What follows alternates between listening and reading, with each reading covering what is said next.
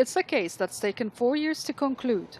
This court in Ankara acquitted 70 people before it sentenced 310 military officers and civilians to life in prison. They were all facing charges stemming from a failed military coup in 2016. A total of 475 defendants were tried for running the failed coup from Akıncı Air Base, northwest of the Turkish capital.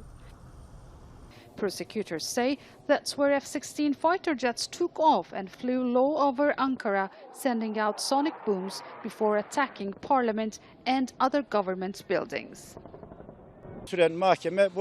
This trial of 4 years was pointless.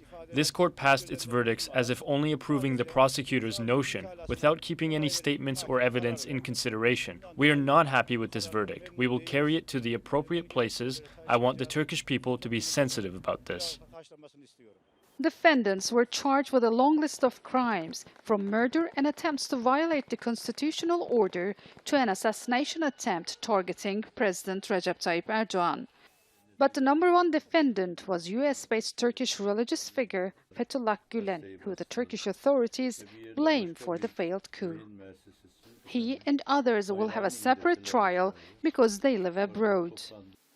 The trial also brings charges against so-called civilian imams, secretive, non-military figures accused of being the coordinators between Gülen and those in Turkey who took part in the attack. According to the indictment, those civilian imams had direct talks with Gülen while at the airbase on the night of the failed coup to receive orders and pass them on to the military members.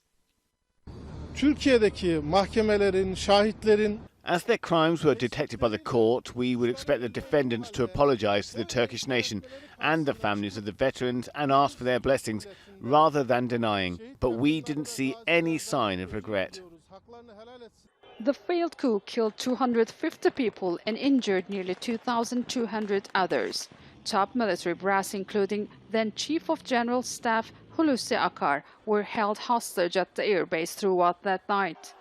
The Turkish government has since arrested nearly 80,000 people, accusing them of having links with Gülen, and more than 130,000 people, including military personnel, have either been sacked or suspended from their jobs in the public sector. Relatives of the defendants are not happy with the court's ruling, but the families of the victims had wanted death sentences. But many people here in Turkey believe the court decision could serve as a lesson to those who intend to harm the constitutional order in a country that has bitter experiences with military coups in its modern history. Sinem, Koseoglu, Jazeera, Istanbul.